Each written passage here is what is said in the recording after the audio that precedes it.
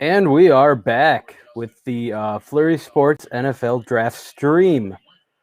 Um, Henry, great job. We'll bring Jake in right here. Jake, welcome. It's good to see you again, my friend. I feel like we haven't been on a stream in a very long time. Um, I'll I just know. I'll just Just recap right before we start talking here. Right between a transition here, the Raiders took Alex Leatherwood, tackle out of Alabama, to shore up that offense line for Derek Carr and company. But Jake, how you doing, man? I'm doing well, dude. I'm working a full-time job for the first time in a long time. And I know to most listeners out there, they're probably like, I've been working full-time job forever, but I was making do with my broadcasting, my writing, things like that. But bills come up, so I've been working a bunch lately. So I've had to take a slight step back. That's why I'm pumped to be here tonight. And I know you and I got some secret content in the works. It's going to be out eventually. So looking forward to that. But yeah, I'm here. I just did my whole Mac Jones spiel right after you got off. I did it with Henry and Justin. So I'm warmed up. I'm ready. I already got a few Bud Lights in me. So let's go. We're good to go. So as you were talking there, it looks like Miami made their selection. Edge rusher Jalen Phillips out of the University of Miami. So he's staying close to home here. The guy, ACC guy, seems like a big guy, crazy athletic. It should help, get Tua Tagovailoa the ball back whenever he needs it. Not saying he's going to be, that guy, but it definitely not going to be that guy. Any thoughts on Jalen Phillips off right away? Yeah, so I was actually responsible for the article for him. So, of course, he's the first pick after I jump on the stream. Funny how that works. Yeah, I couldn't have been picked 1 or 2 picks ago. So I'll give my spiel, and then if you want to talk for a couple minutes just while I get that going. But I thought he was going to go. I had my eye on the Vikings. The Vikings have such young cornerbacks and, talented cornerbacks, but young ones. So I thought getting an elite edge rusher would help those guys back there. But obviously he did not make it that far. It's kind of the same situation for Miami, though. Obviously, Miami traded away Fitzpatrick not that long ago, been kind of rebuilding quickly since then. And hey, an edge rusher, and especially in that division where you got some quarterbacks who can move, I think it's a pretty good pick. Yeah, definitely. Especially you saw with New England just taking Mac Jones. The Jets just took Zach Wilson. So, it might be rookie on rookie crime all year out in the AFC East there. And of course, Josh Allen just keeps getting better with every year. So you got to find some way to combat him as well. Right. Yeah, I don't know about you, but I think the Dolphins are an intriguing team. I don't know how good Tua Tagovailoa is yet. I think, he needs to get integrated a little bit more into the NFL. But the Dolphins are definitely an intriguing team. That defense looked great last year. Good coach. It should be a fun team. They might sneak in as into the playoffs as a 6-7 seed. Yeah, I completely agree. I think their success is going to go as far as Tua is able to take them. I mean, if he steps up, if he really kills it this year, I think the rest of the team is ready to go. They obviously have fantastic coaching staff, and look where they were just a couple of years ago. So I think this team goes as far as Tua can take them. They don't have that safety blanket, I guess, if you want to call Ryan Fitzpatrick a safety blanket, but it's all Tua all year this season. So maybe this year, like you said, they sneak in, they have a little bit lower of a seed, but if Tua can take this year to really get comfortable, really develop himself, they're going to be scary in the future. The only down part for the Dolphins is the fact that they're getting better now with the rest of the division getting better as well. The Bills were such a joke for a long time. Now they're obviously contenders every year. Patriots had one down year. Now it looks like they've placed themselves in position to bounce right back. And then Jets, who knows with the Jets realistically, but they could be decent too. They ended up going with a strong pick at offensive line. You got a lot of hope for Zach Wilson, and I think that they're going to try and nab a running back at some point here. Would highly doubt that they trade up into the first round again. You just can't give up that much draft capital in in 1 year. But I thought that I had either Etienne going to them or Najee Harris. Probably not going to be either one of those guys, but there's still some other good running back talent on the board. Yeah. So interesting as well. Yeah. I'm just going to go back to the Dolphins here for a quick second. Excuse me. Put yourself in the mind of a Dolphins fan. Like our guy, Frank the Tank from Barstool or Brandon Walker. You're the Dolphins fan. You take Jalen Waddle, You come back and you grab Jalen Phillips. How are you feeling about that draft? 1 to 10. I mean, like I said, with how good the team, how quickly that team has rebounded, and the fact that they're pretty good at every asset, you got to be feeling good, man. I mean, Waddle should be a playmaker immediately, especially with that familiarity with his quarterback. And now you got a guy who should be a stud on defense. The one concern about Phillips, and if you want to check out the article, you can do so over at FlurrySports.org. But the one concern is that he's already retired from football one time before. He's had some concussion concerns. He's also had other injuries. So you just hope that, especially a guy you take in the first round, that's not what ends up hindering his career. But I mean, outside of injury concerns, honestly, with both those guys, that's the only hesitation that you have here is both these guys have been hurt recently, and they have been hurt a lot in their careers. So I'm sure Frank the Tank is going to find some way to be pessimistic about that. Right. However, I mean, if both these guys stay healthy, they should be produced at a high level for a long time. So, yeah. Based on where you are as a Miami Dolphins fan, you can't be upset right now. Yeah. I mean, you just brought in 2 guys who can start day one. I think that's what a lot of people look at in the draft. You should be happy if you draft a player who can start day one. I'll give everyone watching or people who are going to end up rewatching this, we'll give you a little teaser. The Packers are up in about 10 picks.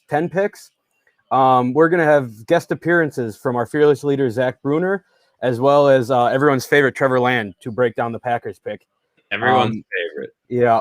We'll get the Lombardi sweep going, plus you, Jake, and I'm sure we'll throw some expletives around about what's going on with the Packers right now. But that's for a different story. I've been waiting for my invite to my little cameo on Lombardi sweep, but right. I'm sure maybe later on once the season gets closer. But man, if anybody follows me on Twitter, I've put my feelings about the Rodgers situation out there in long form. I had a lot of Twitter threads going today between a lot of different people. So we don't have to hash that out here until we get there. Or if something, God forbid, does happen with the Rodgers potential trade here tonight. I'm just hoping that we get a good pick. We get somebody that can help out, and that Rodgers is still wearing the green and gold next year. That's all I hope for at this point in this draft. Right. To flip it on to the other side of the NFC here, the football team, the Washington football team, just made their pick. They take the tall, athletic linebacker out of the University of Kentucky. Tall, athletic out of University of Kentucky, you'd think basketball player. No, this is a football player. Linebacker, Jamin Davis. If you go back and listen to Lombardi Sweep, Zach and I talked about him in depth, how we like him. I didn't really think he was going to go this high. A lot of people had second-round grades on him. I thought the Packers could maybe trade up and sneak him in the second round. But this is a pick that I think just even makes a great Washington defense that much better. This guy's an athletic freak. They're comparing him to Darius Leonard, can shed blocks like no tomorrow, and he just seems to be all over the field always in a tough SEC.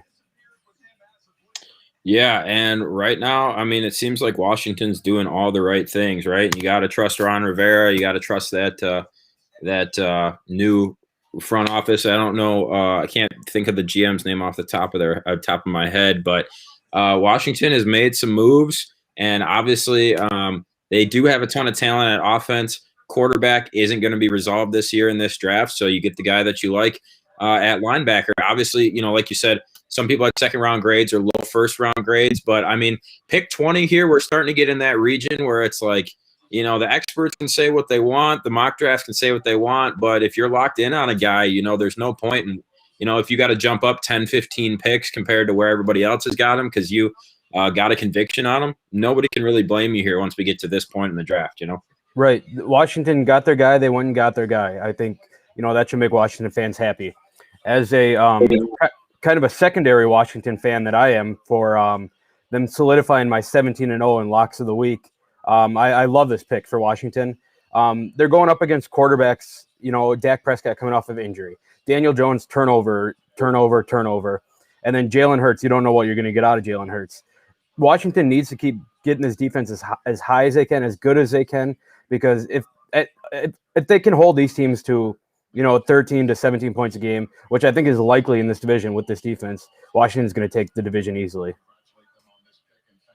I mean, it's it's the NFC East, so you never. I mean, you never know. You honestly never know. But with the way that they were able to, compete against Tom Brady and the Buccaneers last year, and when they're in unexpected playoff run, and then they had Taylor Heineke starting. I mean, everything's looking up for Washington right now, and I'm very, very interested to see what the Giants do here.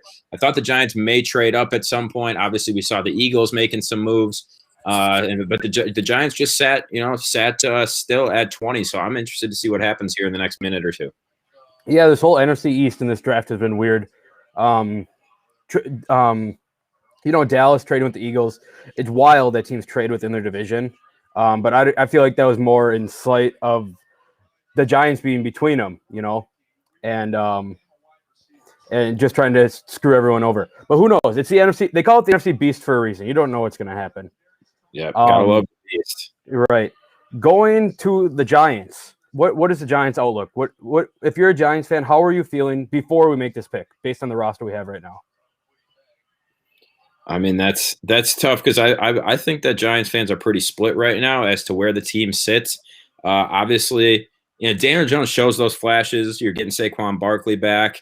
A couple of good wide receivers stepped up. Young wide receivers stepped up at the end there. So I don't know if they're going offense, defense. I'm not, honestly not quite sure. What do you think that they need right now? Let me look at who I have projected going there. Yeah, well, while you're looking at that, this just seems like the best player available to me. Yeah. I think the Giants need help almost everywhere besides the running back position. Receivers are all right at, but I think who's ever, when they're making their big board, top 300 or whatever, taking all the picks off as it goes, who's ever still at number one, I think the Giants have to go with here. They need talent. Yeah, and like I said, I think a lot of people expected them to kind of trade up to where the Eagles ended up trading up to and trying to go get another wide receiver. But right now, at this point, I don't know if there's any offensive weapon that you're willing to reach for. Obviously, they don't need an Etienne or a Najee Harris, anybody like that, because you're getting Saquon Barkley back. I don't know. Maybe you try and beef up that defense a little bit. There's an edge rusher out of Michigan. Is that Pay? He hasn't been selected yet, has he? Nope. Yeah, I didn't think so. So maybe him. Maybe you go offensive line. I mean, you can always, especially Daniel Jones. He can get going once he moves, in a straight line. He can get going pretty quick. But he's also very Eli Manning, like where like the side to side isn't there a ton of times, and he does take a lot of sacks. Obviously, he is on a trajectory to fumble more than anybody in the history of the NFL, even if he only plays for a few more years. So maybe you take somebody on the offensive line, give him a few more minutes. I honestly don't know. You could go, like you said, best player available. You could go a lot of different directions here as a New York Giant fan. Yeah, it makes sense to go offensive line here. I've said it multiple times that you can never have too many offensive linemen because they're just going up against superstar athletes in the defensive line. Offensive linemen are always getting hurt, especially when you have a turnover-prone quarterback who you kind of need to play because he does show those flashes of potential, but he also screws you over with fumbles or whatever. You need to go offense. You kind of talked me into it there. I kind of talked myself into it. I think offensive line is the move here. And there's a few guys that are right in there. A bunch of guys bunched up right now that you could really have your pick of the litter. Obviously not the very top tier guys, offensive linemen in the draft. I think the top two, maybe even top three have been pretty well established, but now there's two or three guys that like I said, kind of take your pick. Yeah, it really depends what you're looking for here. I guess now that we've talked about it a little bit, it would kind of surprise me if they went defense right here. I'm thinking offensive line maybe is the pick. But if they do go defense, I believe it's got to be an edge rusher. Yeah, yep. And here we're watching Roger Goodell walk up to the stage. Everyone's sitting in his chair. It's just a weird concept. The Giants, like we said, are in a tough spot. They're kind of in that middle range where they can be good, they can be bad. You don't really know what you're going to get out of Daniel Jones. You're going to go as far as they take him. Looks like Roger Goodell announcing it here. Taking Kadarius Toney, wide receiver out of Florida, the speedster. Wow. I think that's a little surprising to almost everyone watching the draft right now, no? I would say I literally just said I don't think there's an offensive player or receiver that you're going to reach for right now. Apparently, they thought different than I did. Obviously, they wanted a receiver. They wanted Waddle. They wanted one of those guys. They didn't want him bad enough to trade up 10 picks or so. So I don't know, because this is obviously not a best player available type situation. Tooney had a good year. He's not completely undersized at 5'11", but I mean, there's a lot of cornerbacks out there that are taller than him, and that's not a, is he mostly a slot? He plays a lot of slot, right? So I guess size doesn't matter as much there, but man, that's not the pick I thought that they were going to end up with. When I was, because I earlier in April, I was reading mock drafts or whatever, looking at the Packers. A lot of people liked the Packers to take Kadarius Toney, so I looked into him a little bit. He seems a little Chad Johnson-ish to me. Obviously, Chad Johnson is one of the best receivers of the last 25 years. Who knows if Kadarius Toney is going to get there? But that's not a bad comparison to have. That route running to get open, that quick first step, which I think Kadarius Toney has. But like I just said, Washington's going to beef up that defense. Looks like the Giants are going to beef up that offense and try to play two balancing objects here. See which one falls first. And another positive for Toney is if he is Chad Johnson, like maybe he's got a career on Twitter many years down the road after he retires, because everybody loves Johnson. Following Johnson on Twitter, he's a good follow.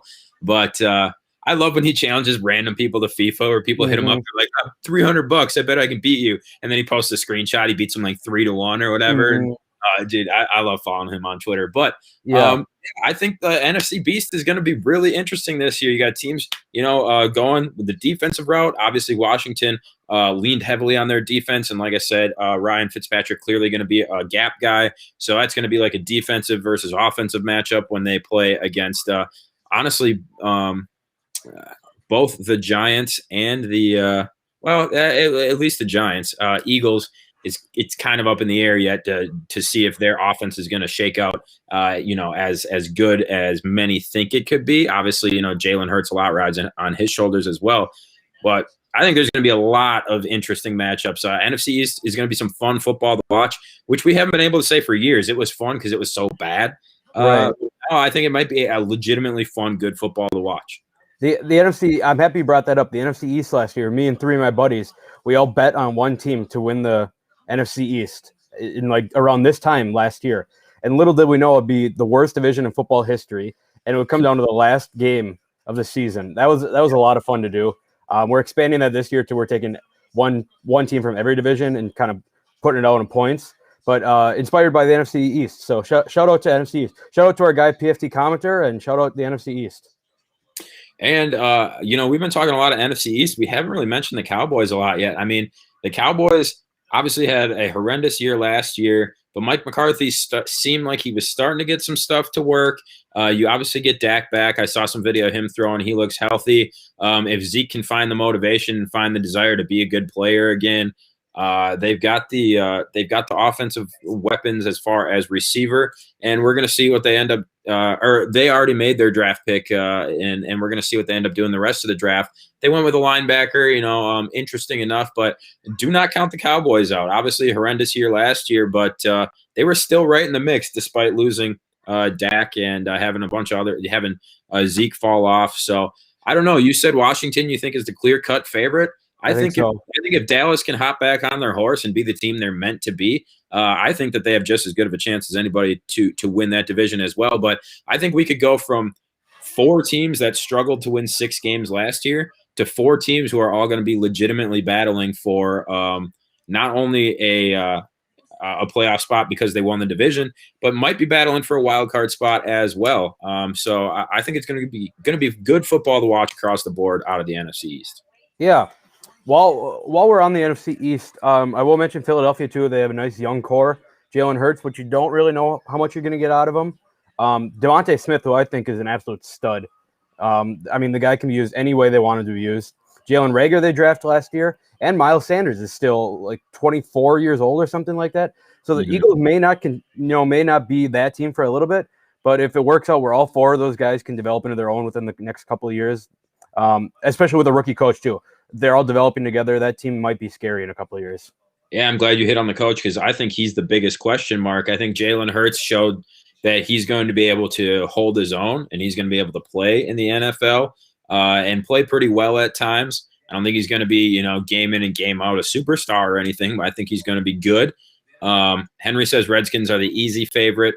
I just don't know, man. I think the Cowboys, again, I'm not going to be as high on the Cowboys as I was last year because I had to eat my hat time and time again last year. But Jake with his Cowboys nonsense again says, Henry, yes, I think that the Cowboys are a very, very, very good team, and I think that they can give any team in that division a run for their money. I'll save all my Cowboys praise for later on. Obviously, I think Washington is going to be it'll be interesting to see what the betting odds come out as. I think they're going to be the favorite, but anything could happen. And we know Ryan Fitzpatrick can bring you joy, can bring you pleasure, can bring you wins. We also know he can bring you down a notch at certain times. So I don't know. It's not like Washington is a perfect team here. So we'll definitely see. But going back to the Eagles really fast, I think, what is it, Nick Sirianni or whatever? I think question mark in Philadelphia right now. Yeah. Look at how great of the transition this is going to be. Let's transition to the Eagles' old quarterback in Carson Wentz with his team on the clock right now. It looks like their pick is in the Indianapolis Colts. The Indianapolis Colts are a good team. I think we both understand that, right? That run game they have is great. Mm-hmm. Yeah, and Indianapolis was a team I was down on all last year. I never liked betting on them. I always thought they were going to fall off. I thought that they were, not as good of a team as they, presented themselves as everybody thought that they were. They ended up 11-5. They competed all the way through the playoffs. And now I think Carson Wentz, despite how things ended in Philadelphia, I think he's an upgrade over Philly Riv. And I think they're going to be a good team this year. I also think the Titans, I keep saying the Titans are going to fall off a cliff.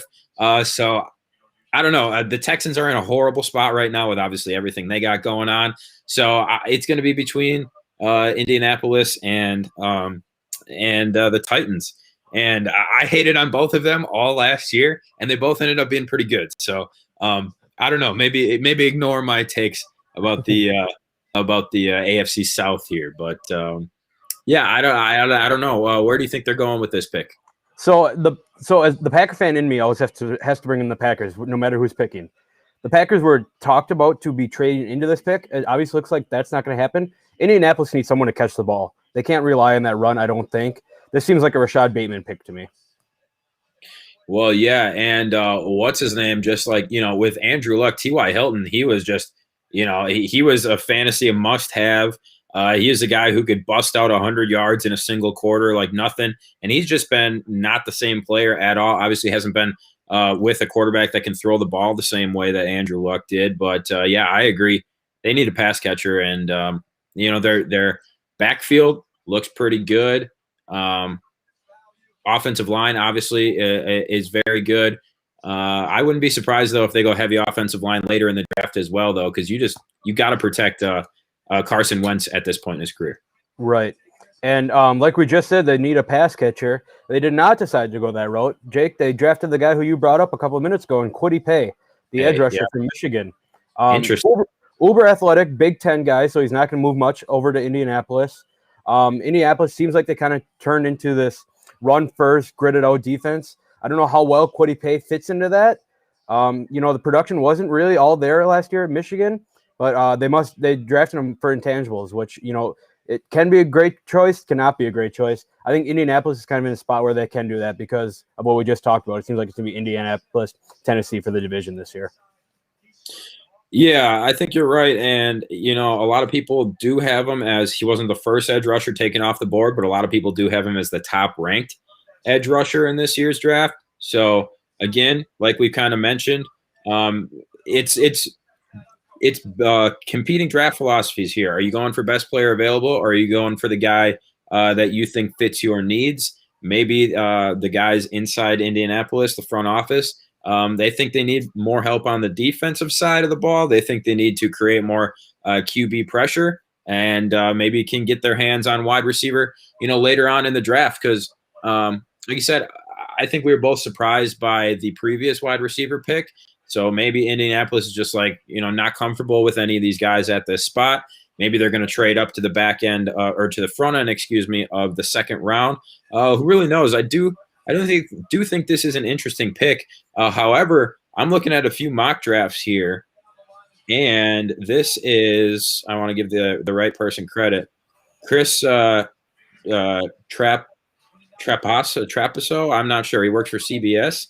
And I was looking at a few others. They actually did have Pay projected as the 21st pick going to the Colts. So that's interesting. Shout out to him. Yeah, it's an interesting pick. You know, he got all Big Ten honorable mention. I think that's just on the intangibles. The guy's an athletic freak. You know, he knows how to play football. Like I said before, Indianapolis is kind of in the luxury of taking this pick because they are in a good spot right now within the division. Speaking of the NFC South, let's shift on over to Tennessee. Jake, you gave us a little thoughts on that you think they're going to fall off a cliff. Walk me through that a little bit. Well, they just keep, proving me wrong. I just didn't know if Tannehill was going to be able to keep it up. I thought, Derrick Henry might have been a one-trick pony for a while there. He obviously proved me wrong there as well. They got some good pass catchers, and their defense actually wasn't too bad either. And Mike Vrabel is just, he's a tough guy. He looks like a football coach, a hell of a football coach. So I'm going to rescind my thoughts on the Titans. I think that they're going to be just as good again this year. The Ravens, I mean, it was just the Ravens' time to win that game. Last year in the playoffs, they lost the previous year, and they started rolling at the right time. So, Tennessee could have made an even deeper run, I think, had they not seen the Ravens. I think that was the one opponent that, that they didn't want to see at that point in the playoffs last year.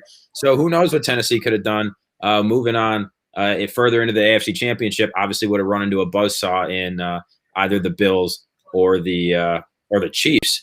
However, I think Tennessee makes the playoffs again this year. Derrick Henry had over 2,000 yards rushing, fifth most in a season in NFL history. I don't know if he touches 2,000 again. I mean, that seems like a tall task. But they got guys like A.J. Brown. They got some good pass catchers at the tight end position. I don't really know why I hated on the Titans last year. It was kind of just a gut thing, and my gut was wrong. Yeah. You just brought up A.J. Brown. He's obviously cemented his name now. He's one of the best receivers in the NFL. What the guy can do after he catches the ball is just incredible. They do need to fill a pass catching spot though, with Corey Davis moving on to the Jets, I believe. The Titans led the NFL in turnover differential last year. Okay. At plus 11, which actually seems kind of low to me. It seems like teams should be better than that in a turnover differential, especially teams that don't throw a lot of picks or fumble the ball a lot. Say that Green Bay Packers, if they could have created some turnovers on defense. But I guess plus 11. So does that make you think that they're going to continue on with the defense here, try and stack that up even further, or are they going offensive weapon? See, that's what I was thinking of defense. I know they Kenny Vaccaro, I believe, is not there anymore. So there is a safety hole to fill. They obviously have Kevin Byard, who's just a ball hawk out there. Trevin Moehrig out of TCU has been. He's my number one safety on the right. That man is a beast. And talk about turnovers. He creates turnovers. He hardly saw any action last year just because he is. He's a ball hawk safety. He can cover. He shuts people down. But he loves contact. He loves getting in, blowing things up in the backfield. And he only defended a small number of passes. I think it was like 19 or 20 passes he defended last year, and he ended up creating like 6 turnovers. He forces fumbles, he recovers fumbles, and like I said, he can get into the backfield in an instant. He loves blowing up that screenplay, the bubble screens in the backfield. I think Moehrig would be a slam dunk of a pick, a home run of a pick, however you want to say it right now. So I'm going to go out on a limb and say you want to continue on that turnover differential. Take that safety, man. Yep. I've always said too in the NFL, when something's working for you, might as well keep adding on to it to make it that much better.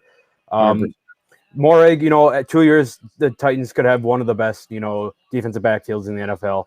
I think we're both in agreement that that's the pick here.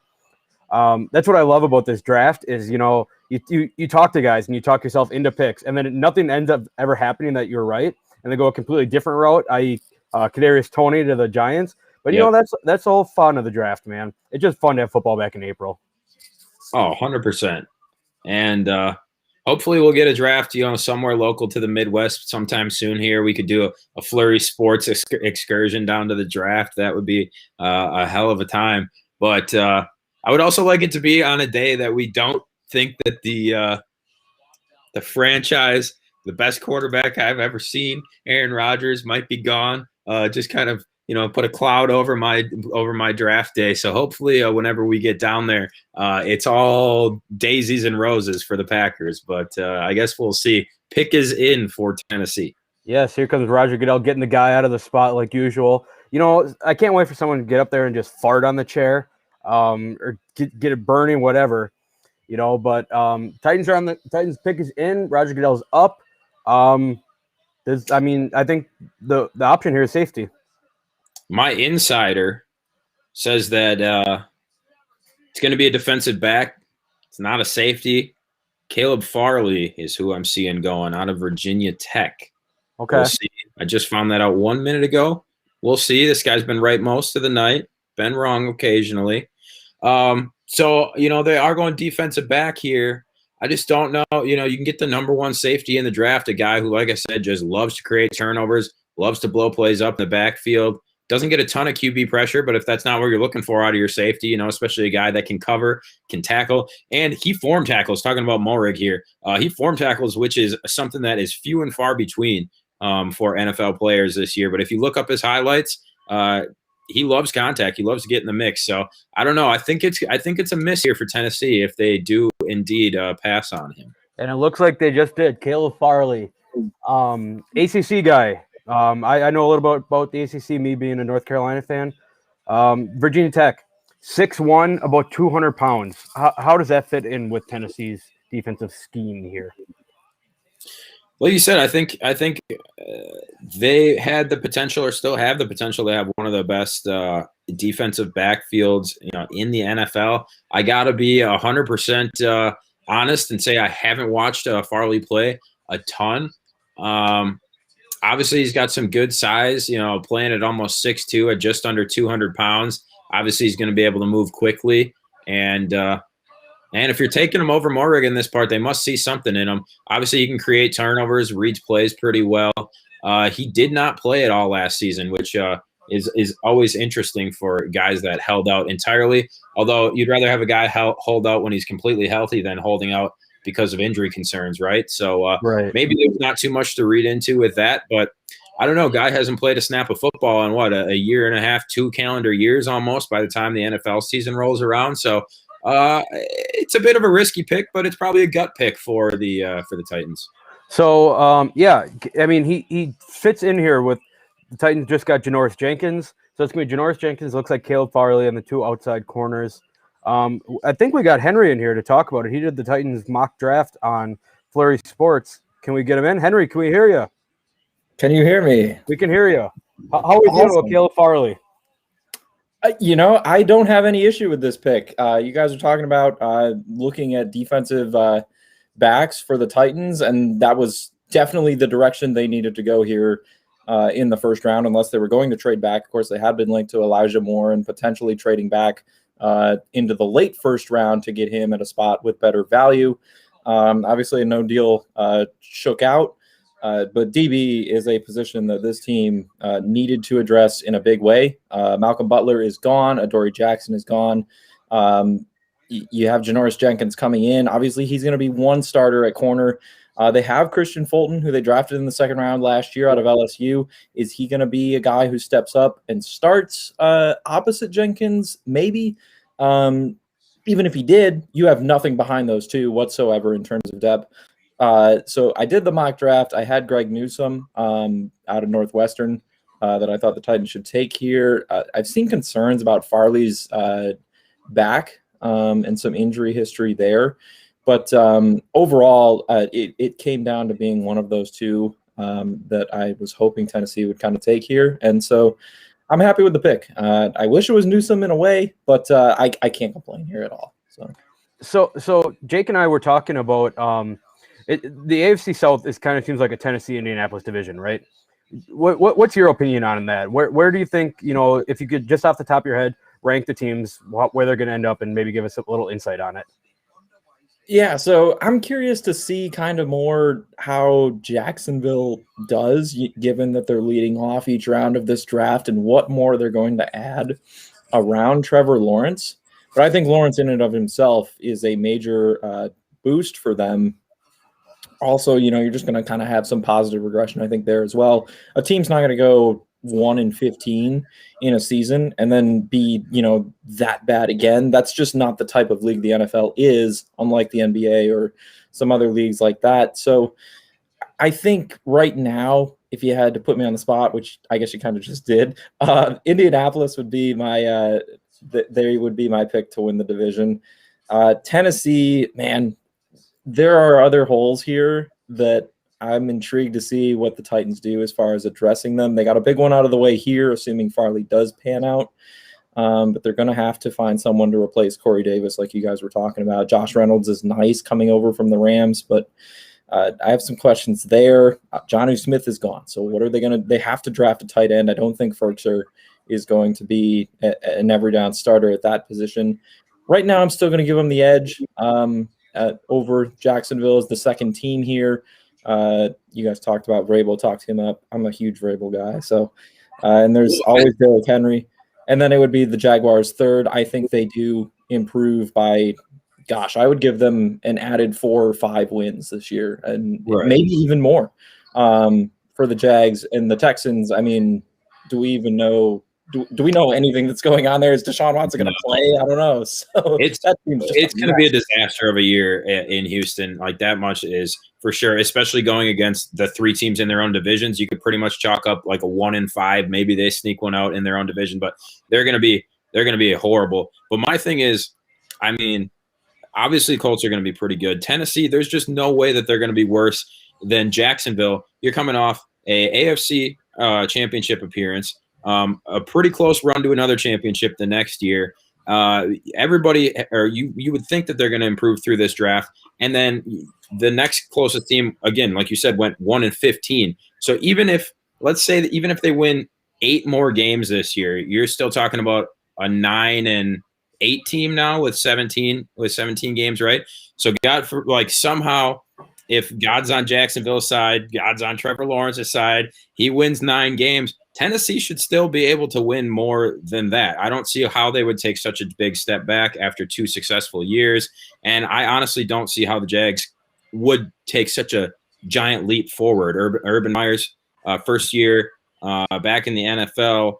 Trevor Lawrence is great. He's also a rookie, and there's just still a lot of questions around them. So I don't think this is their year to make a bunch of noise within the division. I think they're going to be fine, but they should in no way be better than your Titans. And I completely forgot that Smith was gone when I made those comments earlier about good pass catching tight ends as well. But not that tight ends are a dime a dozen, especially really elite top end ones. But you can find somebody that can replace him at least well enough for this year. So I think Tennessee and Colts, I don't see how either one of them don't win this division. Yeah, it looks like Jake, me and you, NFC North guys, Vikings just made their selection. They took another Virginia Tech guy, tackle Christian Darrisaw. Second team All-American last year. Guy looks like a behemoth. He can move. He definitely gives Kirk Cousins the protection that he may need with Khalil Mack, Zadarius Smith in the NFC North.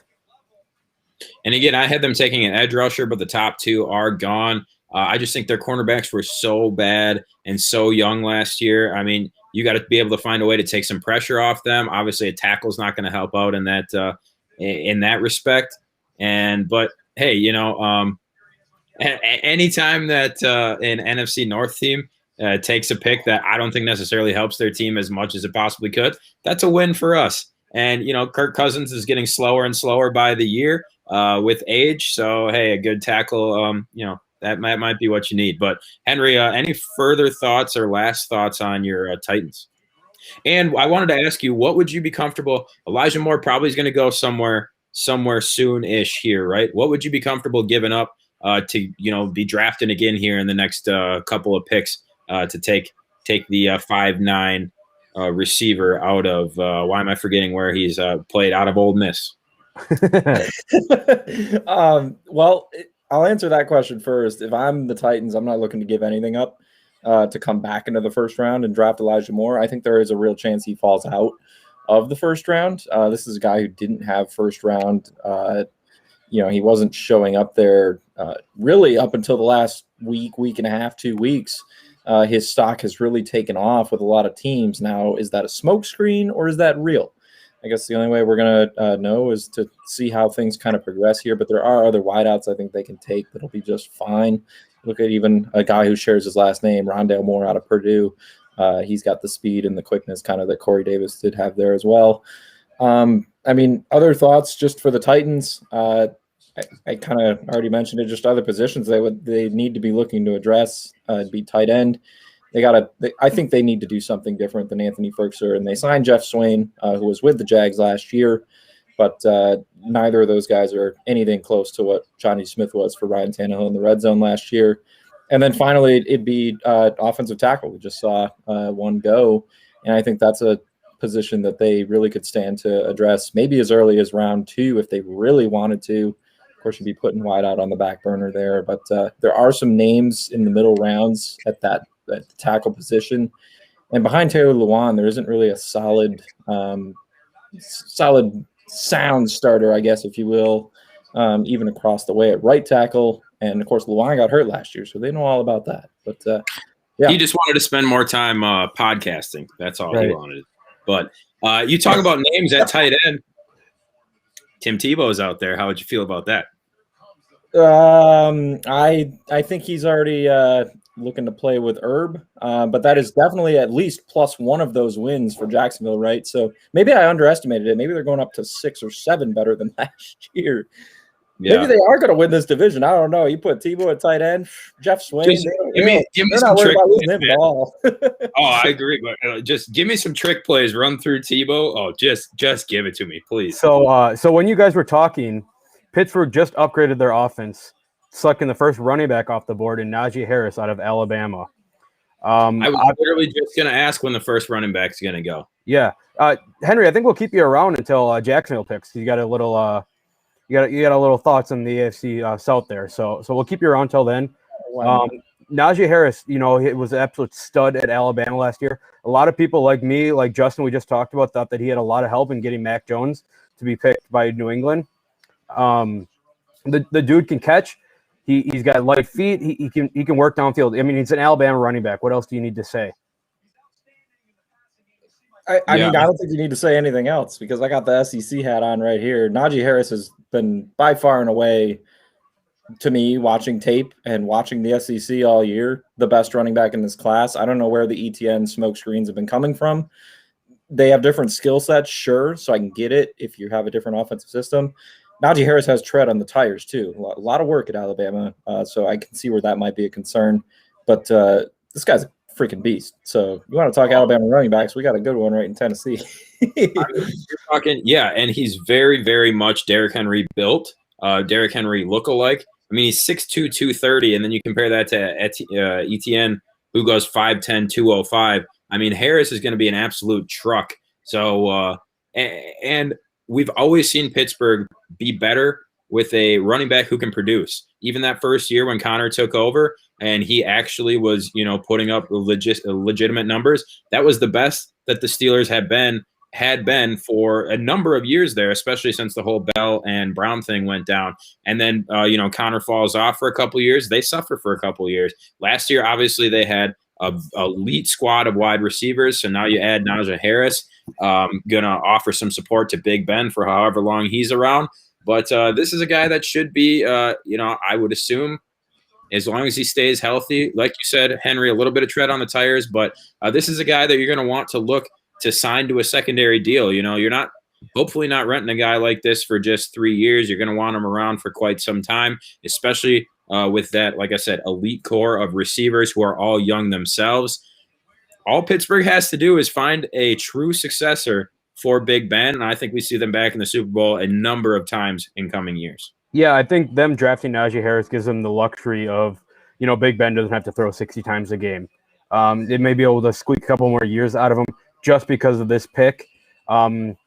Speaking of Big Ben and the NFC or the AFC North, Henry, you just responded to Justin in the chat when you brought up that teams don't usually go bad 2 years ago. And Justin brought up the Browns went 1-31. Got a kick out of me, but Poor Justin.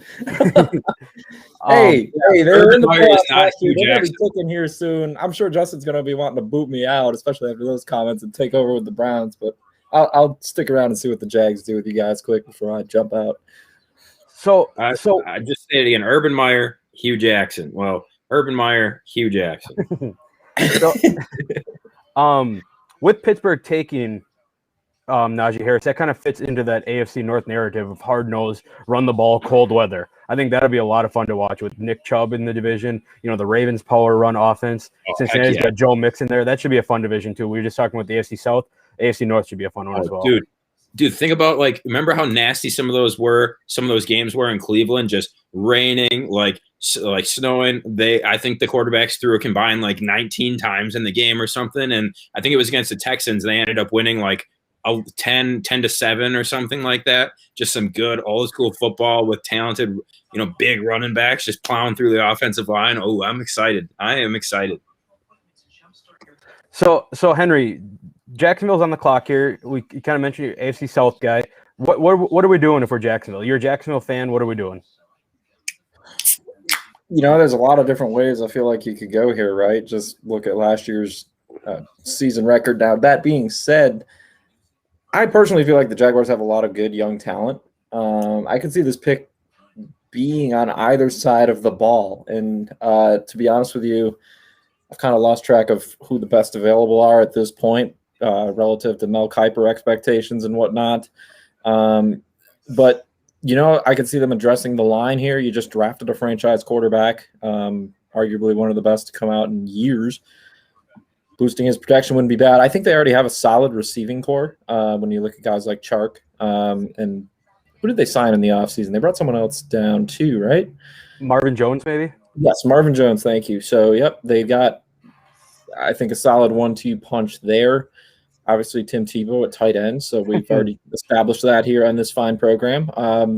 What about James Robinson's not a concern, so I could see some offensive line help, or I could see this coming defensively. Probably would be looking at the defensive front, just knowing they drafted C.J. Henderson, top 10 last year. Would it be crazy? I know Westbrook had himself a good year, almost out of nowhere last year, but would it be crazy? We've already seen two different sets of teammates teaming up earlier. Would it be crazy to bring Etienne in here? I think it would. I think it would be, because I feel like that's just James Robinson 2.0 or 1.0, right? Like, James Robinson had such a good year last year. I don't know how you can shy away from even having anyone else run the ball except for him. Yeah, Robinson, not Westbrook. Is there a Westbrook on the Jags? I thought there was. There used to be Dede Westbrook, but he's over. He's over the hill. Yeah, I don't see how Jacksonville could do that, especially when literally they just proved to themselves last year that you do not need to spend any draft capital on the running back position whatsoever. And you can find a guy like James Robinson, and I still stand by the fact that he should have been Rookie of the Year. But it's quarterback league, I guess. Quarterback above all. Yeah. Yeah, no, Jacksonville's in a really tough spot here. Just to recap their pick, everyone already knows it's Trevor Lawrence. He's going to be their guy the next 15 years. Receiving core, Henry, I think I'm with you on the front line. You got your quarterback, you got a receiver, you need the next guy, you need a pass rusher, you need someone who can stop the run. I think that's the way they got to go here. Yeah, it'll be We interesting. haven't really talked too much draft betting, but it's so tough, man, because the books, I think it was you, Henry, that said, or somebody said when we were talking the other night, that it's just tough because experts, they tip picks, and they get, books can get killed, so they only have lines like 4, 5, 6 picks out, and it's just so hard to be keeping track of that, or trying to determine, because you have no idea who's going to go, or it's very, very tough to live bet the draft. And I've never tried before tonight, but I've been trying to keep up with it. But so we're on pick 25 right now, and the next pick you can get any access to is pick 29. So it's tough. That's tough betting the draft. So I've wanted to bring a little bit more of a gambling aspect into the streams tonight, but it's a very tough thing to do. And pretty much the lines have been set all night long, so it's not really much changing or anything. So anyway, I just wanted to throw that out there because we did tease some gambling talk tonight, and I know there hasn't really been too much of it, but I know, Henry, you brought on Coach, did a little fantasy football talk and things like that, so we've been offering the people what we can, but as far as betting the draft, it's just really tough, and I don't think we really have anything to provide right now. You really kind of got to do your homework on that ahead and get your bets in ahead, I think. And, then you can do that and look at the chaos we've had here tonight with trades and whatnot. Is that Roger Goodell in the same chair he was using last year? So Jake, you just spoke this into existence that the Jaguars drafted Travis Etienne, the running back out of Clemson. That's wow. back-to-back running back here. Did they actually? I said, is it crazy? I just thought, I was like, look, we've seen – I'm going to listen to Goodell here, but I was like, look, we've seen it happen 2 other times already tonight because you know what I honestly think this is there it is, ETN. I honestly what I think it is people see what's happening with Aaron Rodgers right now. People see what happens when you have a quarterback, you don't listen to his input at all, you don't make him as comfortable and happy as you possibly can. In the long run, it's gonna hurt you. Now, in today's NFL, quarterbacks come in and they start right away. They get thrown into the fire. They're expected to start. They're expected to be great right away. So if you can get them somebody that they had success with, that they have been comfortable with, that they have familiarity with from college, and if your quarterback, who's going to be your future quarterback, wants that person on your team and that person is talented and can provide, I mean, I think a lot of GMs now are kind of transitioning to be like, let's do what we have to do to make our rookie QB comfortable, to make him happy instead of throwing him in the fire and be like, look, you're playing under our rules. We're going to draft who we want, and you're just going to have to deal with it. So I think that's what's on display here tonight. 3 different quarterbacks now got their former teammates. And, with Tua, there was that, they alluded to it earlier, that both Smith and Waddle was also from Alabama. Is that correct? Yep. Both Smith and Waddle each said if they had to pick, they would rather play with Mac Jones over Tua. So that's got to be smoothed out, when he sees Tua again. But I mean, again, goes back to familiarity, goes back to what these young quarterbacks want. So you saw it with Joe Burrow, you saw it with Tua, and now you're seeing it with Trevor Lawrence. Henry, before we kick you off here, give me your quick thoughts on the new addition to the AFC South. Well, I'm not going to let you kick me off. I'm just going to leave. Interesting pick, I think, from Jacksonville, just knowing they had James Robinson, and I get it. He doesn't have the draft capital necessarily to warrant, we're just going to pull him back out there and have him be the guy again this year. But I think given where the Jags were and some of their other needs, I'm a bit surprised kind of to see him go in this direction. So I guess the Titans beat writer in me, because I took that role on here in the past week, and I'm excited about it. Hey, I guess I'll keep them a tad below us here now. As I so you just a moment ago you had them. Oh, maybe 7 wins, and now you're like, yeah, maybe 4 or 5 wins. Yeah, maybe it's just another Busch Beers getting in my system, and I'm feeling the Titans a little more. But hey, yeah, we'll see. I'm going to be interested to see what the Jags do going forward too, just as much as Tennessee. Yeah, I think both are going to be kind of in that wild card tier of teams in the AFC this year. So, thank you guys for having me on too. Yeah, thanks, Henry. As Cleveland's coming into the pick here, we got our own Cleveland Browns fan, Justin. He was on before with Henry. We'll talk to him real quick. The pick is in. Justin, how we doing, man? What's up, guys? What up?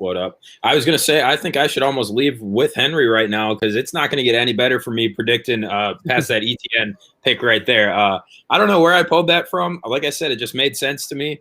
Happened twice already tonight. ETN, there it is. So anyway, floor is open to you now, Justin. Justin, the Cleveland Browns fan here. Where are we going with this pick? What do you want to see? What do you think is going to happen? I'd love to see them go with Newsom out of I think the Browns are legitimately one starting cornerback away from seriously contending. But their Barmore's on the board as well, and basically every top wide receiver is also on the board. So it wouldn't surprise me at all if they go with Barmore or a Marshall or a Terrace Marshall or someone like that, the receiver. I'd like to see them go defensive back, but I have no idea, but it's just a very odd situation. The Browns haven't been in this situation in my entire life, so I'm kind of just okay with whatever happens. I don't know. So I've got some exciting news for you. My guy says it's Newsom. We'll see. He's been right about 90% tonight, so he says it's Newsom. We'll see. When I did my earlier mock draft, my last one for the Browns, I had them taking Terrace Marshall just because I thought Newsom would be off the board. I thought for sure Tennessee was going to take him if Indy didn't take him.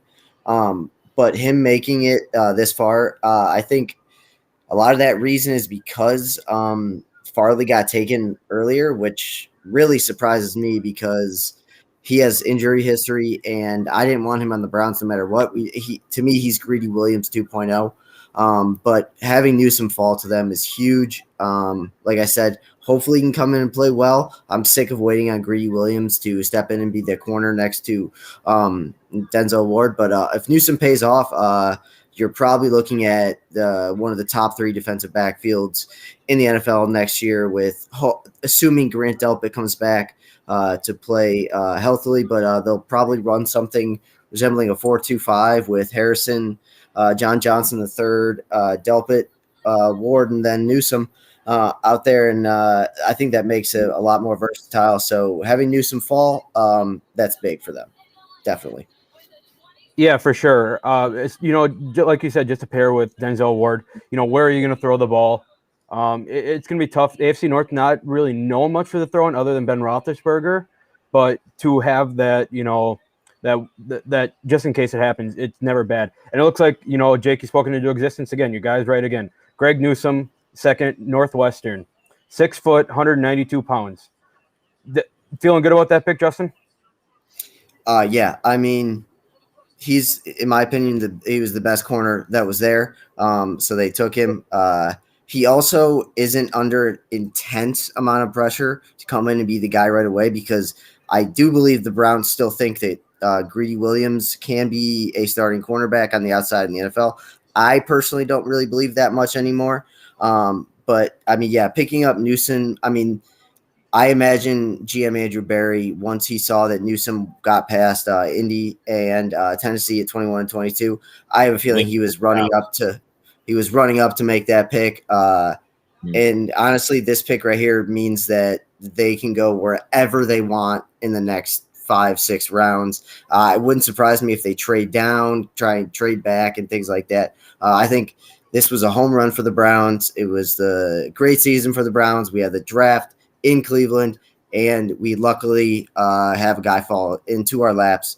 Right now, I couldn't be much happier as a Browns fan. The only thing that makes me a little bit more unhappy is, you were right, Najee Harris is going to haunt my dreams for the next 15 years. So that's fun. That's going to be a lot of fun. But yeah, it's just going to add to the rivalry of Browns and Steelers football. I also think Newsom is even more of a home run because, like you said, you didn't have to trade up to get him. You thought a couple other teams were going to take him. He ends up, you get your guy that you wanted all along. And the other thing is, I think Ward has been good. When he's been on the field, but has he been 5th pick overall good? I just am not so sure that, he would be, you could make a case for that at all. So you get a guy in Newsom who could be and should be just as good as Ward, or at least a very good complementary to him and a good, pairing in the defensive backfield there. And you get him 20 picks later than where you took, Ward just a few years back. So I think this is a huge win for the Browns overall. Yeah. I'm a big fan of Ward. But I understand his shortcomings, especially in today's NFL. He is incredibly thin and has such a thin frame to play a cornerback in today's NFL. So I completely agree with that. He hasn't necessarily lived up to that. But when he is on the field, he can take one receiver out of the game 90% of the time. But, yeah, I mean, I am happy to go to bed tonight. And honestly, I'll be happy to go to bed the rest of the weekend because, like I said, unless they royally trade away something, that this has been good. I really didn't want them to trade for Stephon Gilmore. I thought they might do that, and they might give up OBJ. But with Newsom now, you probably have one of the best receiving rooms in the NFL and one of the defensive backfield rooms in the NFL. And I just have to give an incredible amount of credit to Andrew Berry. Everything he's done this far has been a home run, which is, once again, just very weird as a Browns fan. So, yeah. Justin, I asked It's Henry a- this. I asked Henry this when Tennessee made their pick. I'll ask you this: where are you ranking the Browns in the AFC North right now? Then, after that pick, I think they're the team to beat in the AFC North, especially on paper. But I'm very scared to say that because it reminds me a lot of what the Eagles did back in, 2010 or 2011 or 2012, when they basically put an all-star team together and they sucked. They signed Nnamdi Asomugha and all those guys. But right now, I'd say the Browns are the favorite. Big Ben's getting older, but he's still effective. And it doesn't really matter in the AFC North. There's always going to be good teams. It's a tough division to play in. So if you can get out of the AFC North with a 4-2 record, that's good. But yeah, I think they're the favorites, and I'm very hesitant to say that because it could all come crumbling down. It could come crumbling down next week if Baker Mayfield tears his ACL. So who knows? Yeah. It's impossible for me to think like that. I mean, I know people said it last year, but during the playoff game versus the Steelers, they were up 35-0, and I was like, this isn't enough. This isn't enough. They're going to score, and they're going to win. But, first of all, thanks for having me on again, guys. But right now, I am very blissful, and I feel bad for Packers fans right now. But I am very blissful, and I am happy that the Browns got their guy on day one and don't have to wait around all weekend for it. So. Packers are right around the corner, and we're sticking with the AFC North in Baltimore. But very, very quickly, I want to play a little bit of revisionist history with you just while we got you here. Instead of Ward at 5, just let me know how many of these guys you would rather have, if any, over Ward. I'll run through them really quick. Van Der Esch, Jari Alexander, Tremaine Edmonds, Minka Fitzpatrick, Josh Allen, the quarterback, Quentin Nelson, Saquon. No, we'll stop there because Saquon was drafted first. So out of those 5 guys, would you rather have any of them than Denzel Ward? Or looking back, are you happy with the 5 pick there with Ward? Yeah, I'd probably take Quentin. I mean, actually, no, I wouldn't take Quentin Nelson because we already have the best line in the league. I might take Jair Alexander, who, in my opinion, is probably the second best cover corner, if not the best in the league. But like I said, as a Browns fan, I can't ask for too much. And right now, Ward gets the job done. But to answer your question, I would probably take every single player you said over Ward. But the one I didn't hear you say it. The one name you didn't say is Bradley Chubb. Did you say Bradley Chubb? I did not say Bradley Chubb. I was expecting you to say Bradley Chubb, and I was going to be like, you know what? I'll stick with Ward over Chubb, but you didn't. Yep. And yes, I'd probably take Chubb was the name that was supposed to go there, right? Ward was kind of a surprise. Everybody thought Chubb was going there. So, that was kind of – so I just – all those other guys that went a little bit further down, I was kind of just wondering. But, I mean, hey, like I said, revisionist history, and we're focused on 2021 draft here. I just wanted to get – a Browns. Absolutely. Absolutely. Like I said, I don't know. This is just going to keep going on until next year. I don't know what to feel. This is a position I've never been in. So you guys are doing a great job. Awesome. I will keep watching it. But I think my Browns talk is over for now. So thank you, sir. Thank you, sir. Yeah. Thanks for having me. We'll go here real quick. Where's Baltimore go? They got to get a receiver, right? They just selected Rashad Bateman out of Minnesota. Okay, yeah. I mean it was either going to be him or Terrace Marshall, in my opinion, which is more nightmare fuel for me. But whatever. So that Rashad Bateman Greg Newsome match is going to be fun for years to come. Yeah, like I said, I'm just going to keep thinking happy thoughts for now. But I mean, and I think Baltimore could eventually select another receiver. I could see them getting a guy like Elijah Moore, someone like that as well. So, but like I said, Browns got their corner. I'm good to go. Keep it up, fellas. Appreciate it. Go Browns. Wish us luck in 2 picks here for Green Bay coming up. Who knows? Okay, yes. I'll ask you. Who do you think they're going to go with? I'll defer to Luke on this one. I honestly don't Don't know. I've been seeing what's his name out of is it Radins out of North Dakota State? That's pretty much what I've been seeing hammered home. Offensive lineman, kind of a boring pick. Packers are known for boring picks, so it doesn't surprise me at all. The pick here that the Packers need to make is Tevin Jenkins. I'm sorry, Justin. It's Tevin Jenkins out of Oklahoma State. The guy's a monster. He knows how to play football. He knows how to block. He can get upfield. He can pass pro. He can move to the guard and have two Jenkins running the Packers inside guards would be incredible. Yeah, I covered the FCS all fall. Dylan Radunz is definitely a NFL caliber tackle, but not so like they don't have to. They shouldn't reach for him right now because it would be way too early to get him. I completely agree. Tevin Jenkins, if they're going to go O-line, definitely. I wouldn't also hate Liam Eichenberg. Notre Dame just seems to, throw up first round offensive lineman every single year. So, but I think they're in a good spot. So, hey, good luck, guys. All right, peace, brother. See you later. Appreciate it. So before we get on to the Packer talk, I know that Zach and Trevor are going to be joining us here. Let's move on to the Saints. Where are we going for the Saints here? Boy, oh boy. After investing $140 million into Taysom Hill. Yeah. I don't know. It's tough to say offense right now, right? Because you drafted not drafted, but you signed Taysom Hill to that just kind of mind-blowing contract, which of course he's not getting all that money, but you obviously got Kamara, you got Jameis Winston, who's pretty cheap. You got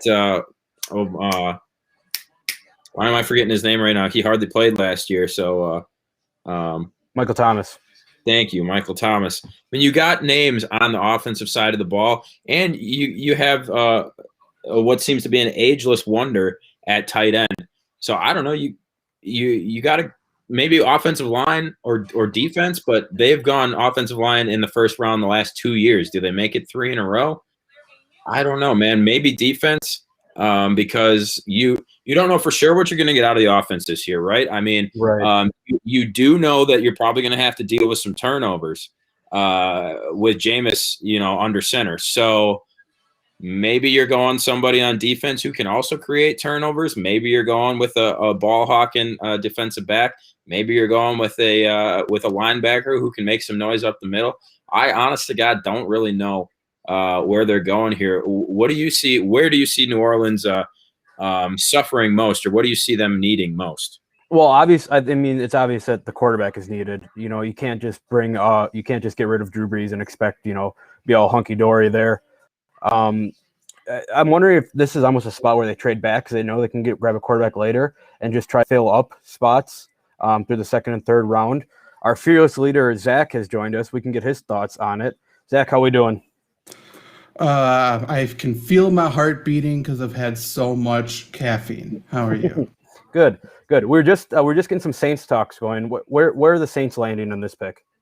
They're going to go defensive end Peyton Turner. Definitely a reach, but that is who they are taking. It's the stupidest pick of all time. They need a corner. They have Marshawn Lattimore and nobody else, and they may not have Marshawn Lattimore. So this is definitely a bad pick for them here. So hey, whatever. Right. Now, will Morig make any sense here? Oh, the pick's done. It's locked in. I don't think it's announced yet. Hypothetically, though, like you said, you need, I just said if you're going to roll with Jameis this year, you're probably going to have to deal with some turnovers. You could use a ball hawk and safety, a guy who can create turnovers. That pick would make sense to me rather than, like you said, reaching for an edge rusher who didn't have any. Does he have any first round grades on him? Not that I've seen. I haven't seen one either. I would probably put him more towards the back end of the second round, to be completely honest. That is a top reach then. Yeah, wow. So obviously, the Saints left a hole there with Drew Brees. Do you see them going quarterback? And if so, when in this draft? I don't think they need to, because they definitely have their backup, right? They kind of have two starters, 1A, 1B. So, Luke, you don't like Jameis at all? You don't like Jameis in the long run at all? I like Jameis Winston. There's just obviously a spot there that, you're not going to replicate Hall of Fame numbers. Right. I think they have way too many holes. Is it probably Mond? Kellen Mond? You think Mond's going to be better than who do you think's Trask next? is next. Trask. Okay, I forgot about him. Either way, you think he? I don't know. I think Jameis needs a shot. That's all I think. I'm a big Jameis fan. I think he needs a shot. I don't know if you saw, especially if you're going the 5th or 6th quarterback off the board instead of Jameis. Why not give Jameis a chance? And then next year, maybe you can try and get one of the more, top tier, more elite guys if you know for a fact Jameis isn't going to be your guy. But I think he needs a shot. So with the Saints too here, Roger Gale's announcing the pick. I'll just say real quick, it obviously means that Alvin Kamara's fantasy stock just boosted up with Drew Brees' retirement, right? Not necessarily. No, actually, I would say it probably takes a hit. Really? Drew Brees has a noodle arm. He's not chucking it deep. He's checking it down to Alvin Kamara. Whereas James Winston's going to be closing sets, throwing it. I think it depends if Michael Thomas can play as well, I mean, you're taking how many receptions, how many touches out of Kamara's hand when Michael Thomas is touching the ball 120 times versus last year. I think he had like 30 or 40 receptions, something like that. That's a massive discrepancy. So Zach, you just spoke this into existence. The Saints did draft Peyton Turner from Houston, the defensive end. Why did they make this pick? It seems like an awful pick. Seems like a horrible pick. Something that's not going to work. What are they thinking? I have zero idea.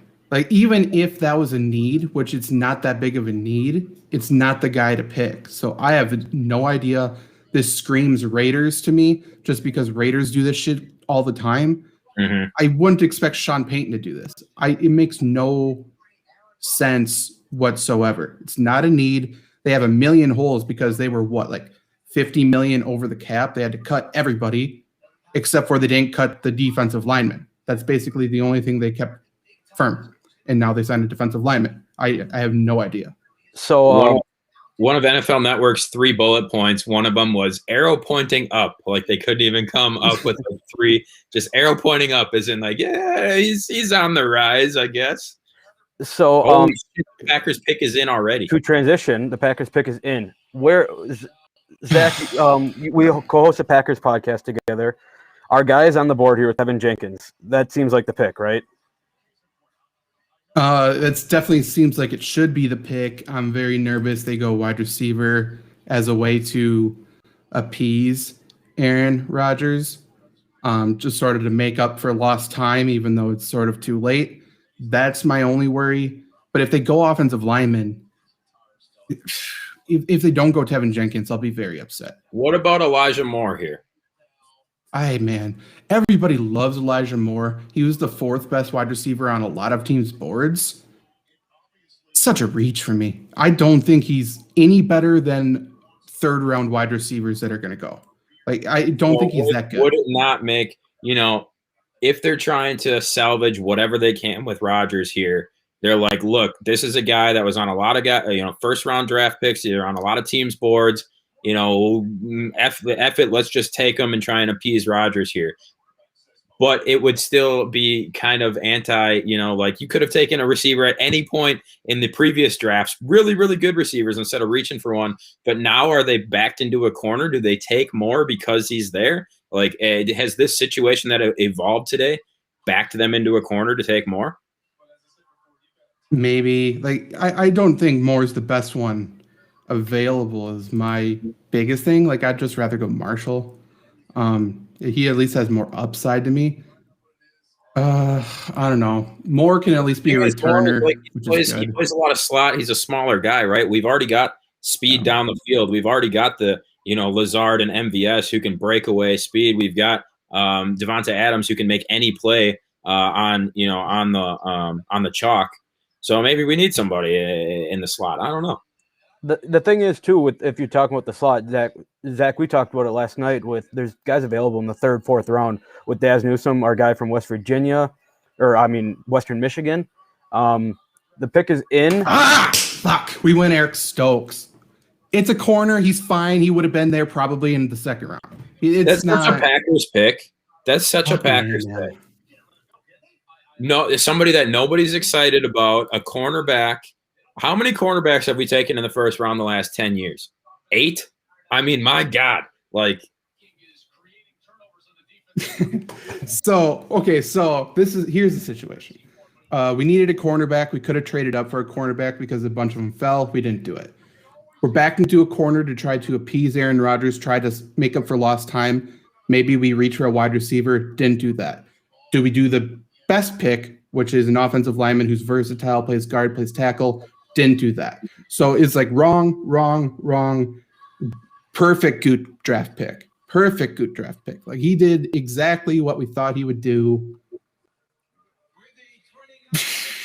Every day that goes by, I like him less and less. This new regime that was supposed to usher in a new era after all the old heads finally left, after the guys who have been in charge for 15, 20 years finally left. It's going to be a new era. It's going to be new Packers football. We're going to do this. We're going to do that. BS. It's like the McMahons saying they're going to start to listen to their fans. BS. You're going to do the same old shit day after day, week after week, year after year. And it's the same pick that you've made the past 10 years in a row, excluding Jordan Love last year. It's the same pick. And how many of them have worked out? Jari Alexander, phenomenal. He's 1 out of like 12. Right. It just really doesn't make sense, man. And now at the same time, let's pretend this is a good pick, right? Let's pretend in good pick by meaning good player, first round talent, which he's not. Let's pretend it's a first round talent. Goot has said all offseason long that he didn't know how we got so lucky to re-sign Kevin King. I can't imagine. I don't know how we got in that situation. I don't know how he became available for us, but somehow we got him back. Okay. So by that sentiment, then we have cornerback solved, right? Now we're looking like we don't have cornerback solved. Now it's looking like we really did nothing this offseason. And now, so where are we? Like, what do you think is the plan, Goot? If you think Kevin King's a bad pick, then we wasted a full offseason fully. Well, Kevin King wasn't one of his picks, correct? Correct.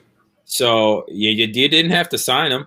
I mean, he really didn't do all that much to be like, this is a guy we absolutely need back. And remember, like last year at one point, I think it might have been Rappaport. No, I think it was Field Yates tweeted out like the Packers, one of their top priorities this offseason is to get a new deal done with Kevin King. And we all kind of like clowned it. And we were like, I sure hope not, like blah, blah, blah. And then they ended up doing the deal with Kevin King. And now you draft another cornerback who, again, like just thinking back, like I feel like all we do is draft cornerbacks. That's all we do.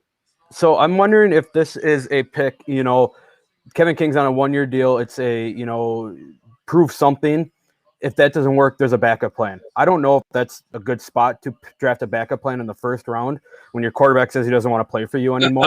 Like they did last year? Yeah. Well, you know what the backup plan is? This pick is because we're making, decisions 2 years down the road. We're trying to make sure we are secure, even though we really don't have depth. This pick probably is so we have 2 cornerbacks next season. And I would guess Goot is hoping he doesn't have to pay Jair Alexander.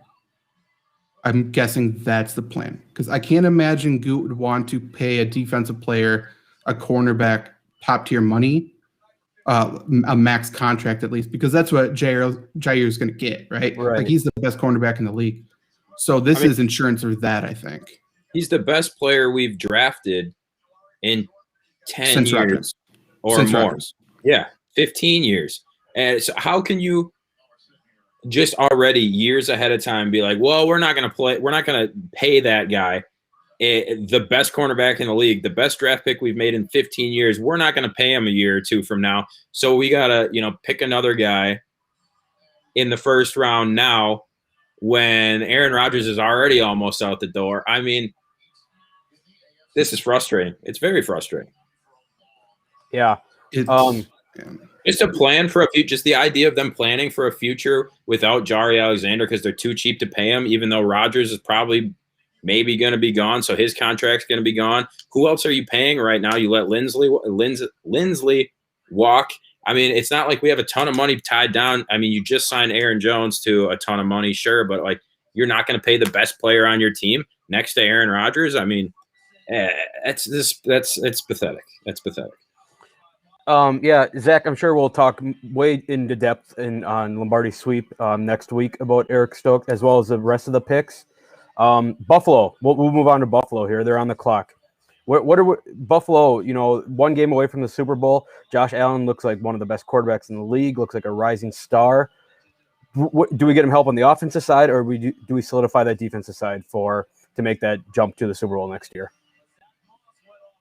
In my opinion, I just think Buffalo's in such a good spot. I feel like they have the freedom to go best available and just sort of figure it out. If they go for a specific position, I would assume they try to improve off the edge. They go for an edge rusher to really jumpstart that defense. That really was their weakness last year, is they couldn't generate pressure. And that's about it, because the offense was rolling when they were healthy. Defense, they have players on the back end, but they were forced to cover for, 6+ seconds at times because they couldn't generate anything. So I would assume they go edge rusher. If not, like if they draft a receiver or something, which doesn't seem like a need, I think that's completely fine. Like they can just add depth and it's totally cool, I think. Yeah, they kind of have the luxury, being one of the best teams in the league to just add to that moniker as they're taking over the NFL here. So that brings us in. Me and Jake and I were talking about the AFC South or the AFC East. I'm sorry, how it might be kind of an interesting division outside of Buffalo. Where do you see the other three teams stacking up with Buffalo being number one? I think Miami's a mess. I think everything they worked to really build up, they really took steps back this offseason, especially with the veteran talent they paid 2 years ago. They're basically all gone. They just got rid of them. It really, their success depends on Tua, right? Like if he makes steps forward, then they'll be fine. If he doesn't, then they're whatever. I would assume they're probably last in the division, to be completely honest. They're either third or fourth. But I believe in the Jets and what they did. They were a 7-win team, I believe, 2 years ago. They're not as bad as they showed last season. I think Zach Wilson's a stud. They have playmakers and receivers, surrounding them. They just need a running back, and they're fine. Defense, they have Salah, so I think, they'll turn that around. I think they're 3. I think Patriots would be right there contending with the Bills, though. I believe in Bill Belichick. I just think he is one of one, by far the smartest person in the room, no matter where he is. I would assume they're probably 17 games, so they're probably like a 12-win team this year. Okay. So I think it'll just come down to health between the top two. Yeah. So as you were talking there, Buffalo selected edge rusher out of Miami, Gregory Rousseau, 6'6", 266. He opted out last year with for COVID concerns. Does that worry you at all? Either you or Jake? Jake, you can start. We touched on it a little bit earlier where it's like, you never like to see a guy going almost 2 full calendar years without having played a football game. But again, it's less concerning when they're not coming off an injury or they're not sitting out because they had a major injury. So, the COVID thing, I think it's going to be, hopefully this year's draft only that is affected by it. And I think these guys are just going to have to, maybe they'll take an extra game or two to really get in gear. But I don't know. I think this is a pretty good pick. Buffalo's defense was always a staple, a few years ago when they had trouble on offense before they got Josh Allen.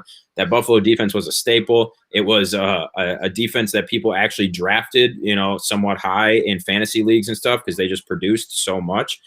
So I think, obviously the offensive talent is there. They can put up points with the best of them.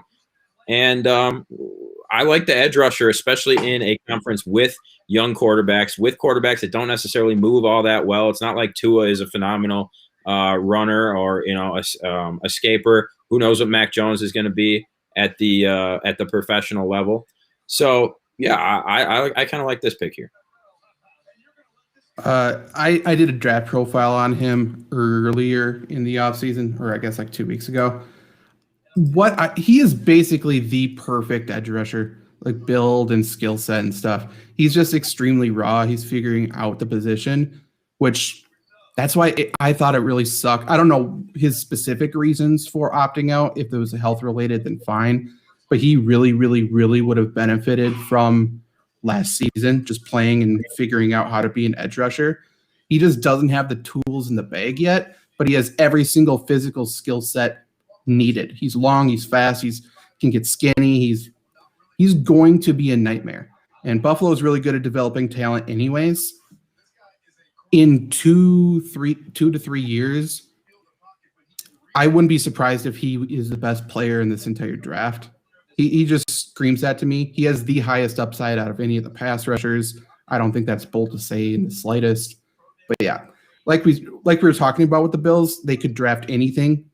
Just they're in that good of a position. So drafting a project like this, I mean, this is a home run pick.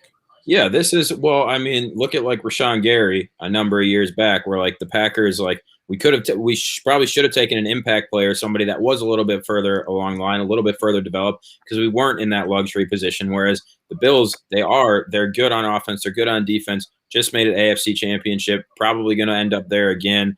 And they got a young team who's only getting better and better. So that's when you bring in a project. That's when you bring in a guy who 2-3 years from now probably is going to be phenomenal. So, yeah, you can kind of compare it, at least in my mind, to like the Gary pick. But I think that he is in a better situation. And I think Buffalo will probably end up developing him better. And he's going to turn into a better player than Gary ever will be. So, like I said, I like this pick. And I think that he's going to be able to find success against opposing quarterbacks within his own division.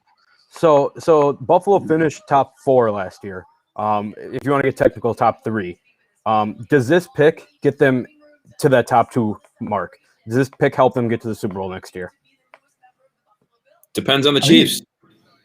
Yeah, it definitely could, because they're improving in their weakest spot, which is edge rusher. And the Chiefs' weakest spot last year was their offensive tackles because of injury, but it still was. Their edge protection really struggled, and it showed in the Super Bowl, obviously. Mm-hmm. So if Rousseau develops faster than expected and he can be a 10-sack player even in the season, they have a legitimate chance, especially if Josh Allen continues to develop, because he's taken clear steps forward every year. Yeah, Bills are good. And the other thing is, with the AFC Championship, it was a tale of 2 games. Like, Patrick Mahomes had all the time in the world. He was doing whatever he wanted against the Bills. 2 weeks later, it was the exact opposite, and they looked completely out of sync, and even Mahomes' greatness wasn't able to overcome that shoddy offensive line. So, like you said, yeah, I think that might be a key, especially against, I mean, they're probably looking to beat one guy. They know they can beat everybody else in the AFC already. You're looking to beat that one guy in Patrick Mahomes, and this is going to be a huge step to do it. And maybe even if it's not next year, you got the year after and the year after. I mean, Josh Allen, all these guys, they're young. So is Patrick Mahomes, so is the core, mostly in Kansas City. I think those are going to be your two top teams, or 2 of the top 3 or 4 teams for many, many years to come. And I don't think, that's going out on a limb at all. But, yeah. Another team that's in contention here with Buffalo and Kansas City for the best team in the AFC is up. Their pick is locked in. The Baltimore Ravens, the second pick of the first round. They went receiver with their first pick, Rashad Bateman out of Minnesota. With a receiver, does that mean that maybe they're going offensive line here? I know Orlando Brown moved on, or do they kind of look at the defensive side of the ball? I mean, I love linemen. That's what I can scout the best. You know what I think of Tevin Jenkins? He's an old school, just nasty guy. He just, like I said, I don't know who pissed him off as a kid, but he's a fucking mean guy. And for Ravens, who are a run first team, run second team, run third team, like they just want to pound the ball, they want to go downhill, Tevin Jenkins will absolutely be disgusting on this team. This seems like a match made in heaven here.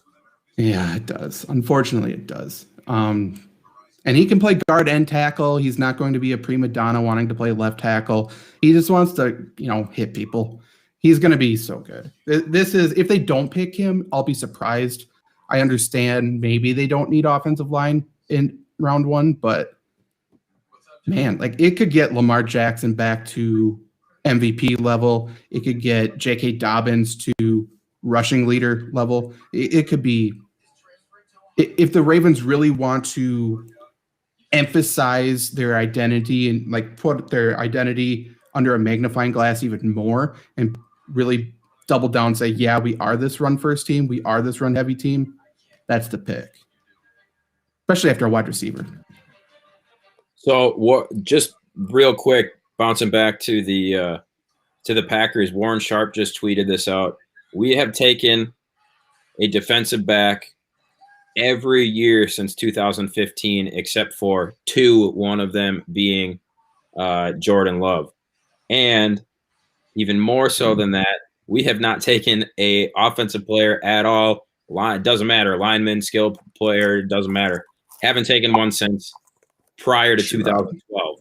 So it's, I mean, it's the same old, same old. I know we've already kind of hashed it out, but 2017 cornerback, 2018 cornerback, 2019 linebacker, 2021 cornerback. And what was in between that? Jordan freaking Love. Yeah. Anyway. Yeah, well, I mean, the Packers have taken 2 offensive players since Aaron Rodgers was even drafted. 2 offensive players in the first round, and that is maybe 3 players. They drafted Brian Bulaga, then they drafted Derek Sherrod, which is the one you're talking about, and then Jordan Love last year. Those are the only 3 offensive players we drafted. Again, 0 help for Rodgers in the first round. He finally voiced his opinion last year, and he was shamed for it. He was wronged for it, and now he's likely going to be traded out of town for it. And I hope he wins a Super Bowl because he deserves it. So, yeah. So as we were talking here, the Ravens did not go our road, Zach. Here they went with Jason Owa out of Penn State, the edge rusher. What does that mean for AFC North quarterbacks that are not Lamar Jackson? It means the Steelers really should have taken an offensive lineman, huh? Like they shouldn't have gone Najee Harris at all. They have like 2 starting linemen locked in. They have nothing up front. Ben Roethlisberger, if he plays 10 games, I think that's a successful season for him. He's done. The Browns have a very, very good offensive line. This pick is really sort of helping the Ravens face them, I would say, because I think the Browns are very clearly the top team in that division. I think the Ravens need to figure out a way to beat them. And the Browns offensive line top graded last year for good reason. This will help them get Baker Mayfield off track a little bit. And if you can get Baker Mayfield on the run, moving a little bit, obviously his inaccuracy shows at that point. So I think this is a pick directly in response to them. Then, of course, Cincinnati doesn't have an offensive line either. Yeah. We had Justin on here right before you came on, and obviously big Browns guy.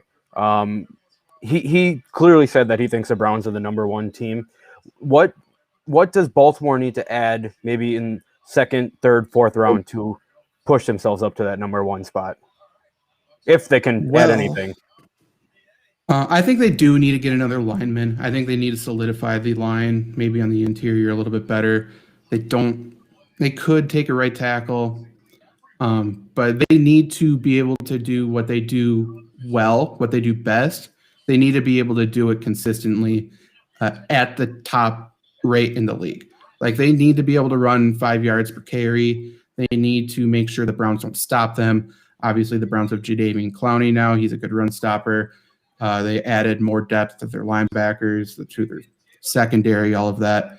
If Lamar Jackson doesn't get better as a passer, it doesn't matter. But at that point, Ravens need to address offensive line. They need to get another receiver and just depth, because I think the Ravens are pretty well set on defense. I think they'll be okay. They just need to make sure they have bodies on the field offensively. Yeah, and when you were talking there, the last pick of the first round was made. Joe Tryon is going to the Super Bowl champion Tampa Bay Buccaneers, linebacker out of Washington, 6'5". That adds, another player who can generate turnovers, who can play run to get the ball back to Tom Brady.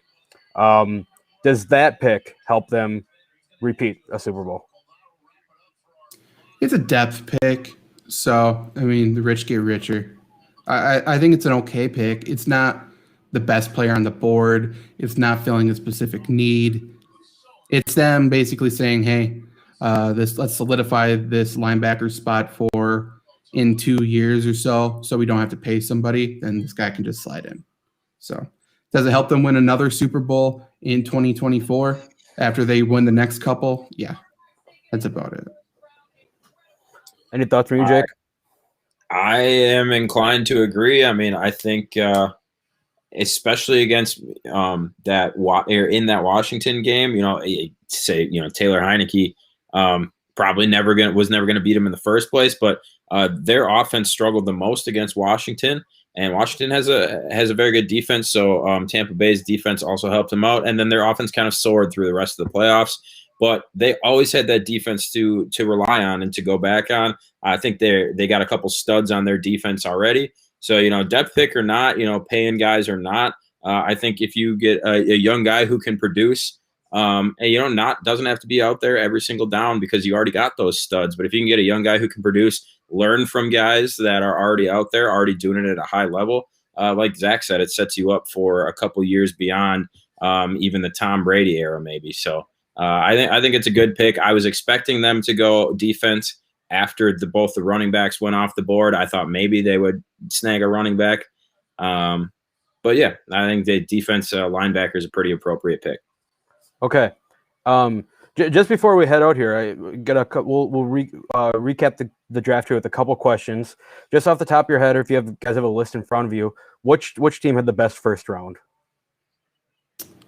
Probably the Jets, right? They got Zach Wilson, so I think they figured out quarterback. There's questions about him, but I think he's a stud. And then they got Vera Tucker or whatever, the inside lineman from USC who's going to be moving bodies. If they can figure out the running back spot so they have someone competent, someone who can get more than 2 yards per carry next year, even if they bring back Frank Gore, my boy Frank Gore, he can run next year, that's fine. But yeah, court guys. I think the line's pretty good. I think the Jets are good, man. If they get good leadership in there, I don't think 8 wins is even a question. I think they're good. What do you think about the Jets? Yeah, they got a new regime in there. They got fresh faces.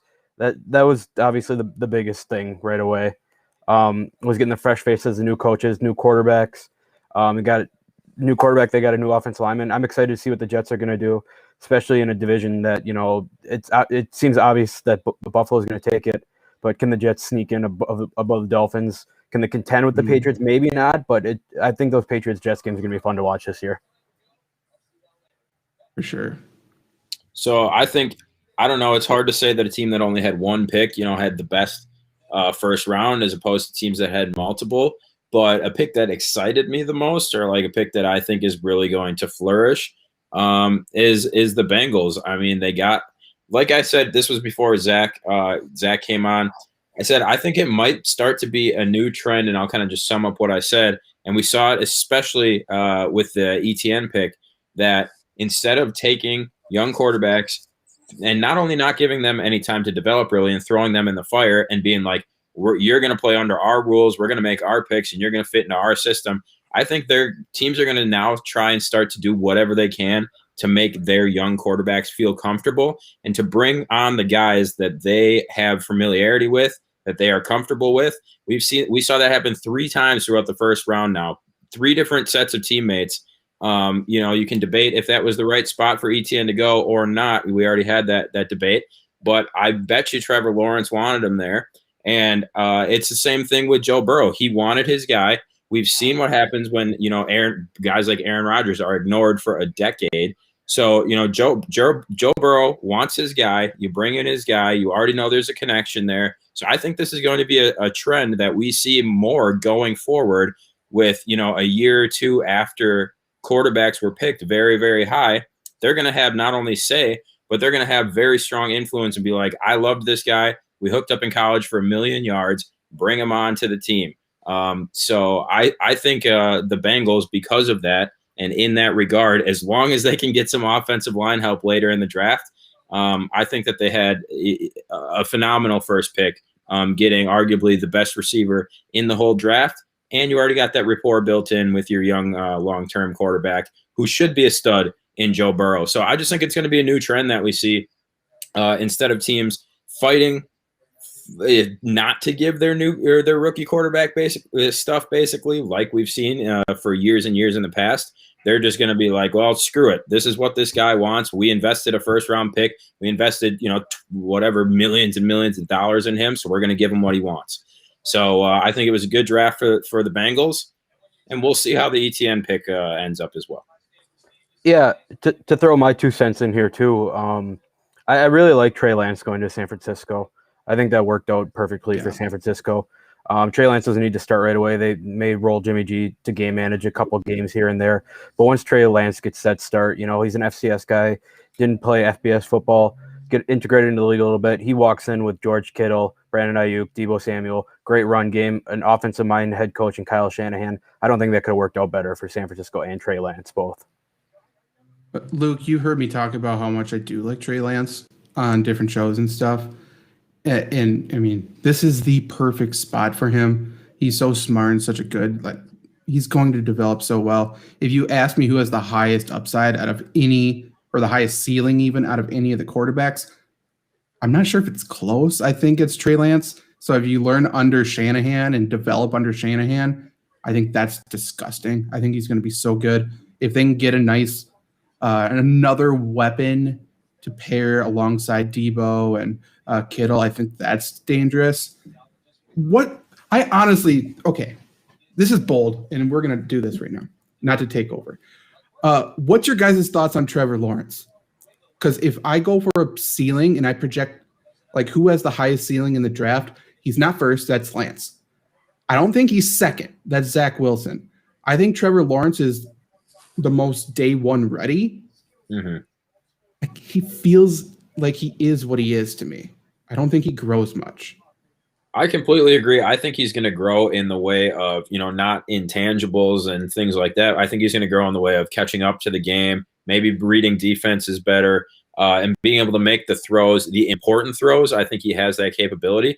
But as far as, like you said, Trey Lance, his first start as a 49er, whenever that comes, versus 5 years into his career, I think he's going to be astronomically different. Whereas Trevor Lawrence, I think, is going to get better, but I think he's going to get better at all the things he's already good at. So I do think he's going to grow. I do think he's going to get better, but I think the quarterback that he is the quarterback that he is, and he can make throws, he can make plays.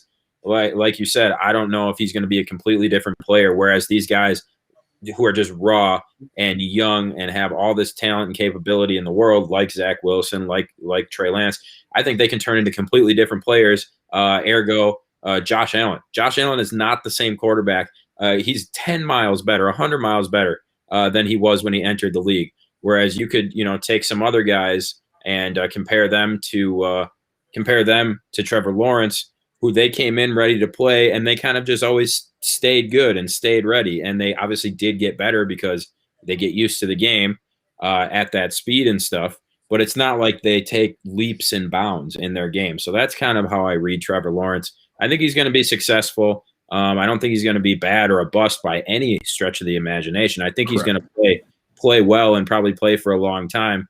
But I don't know. I could maybe see him compared to a guy, not exactly the same, but just like a career trajectory of like a Matt Ryan, where he gets better and then kind of levels off forever, where he is very good.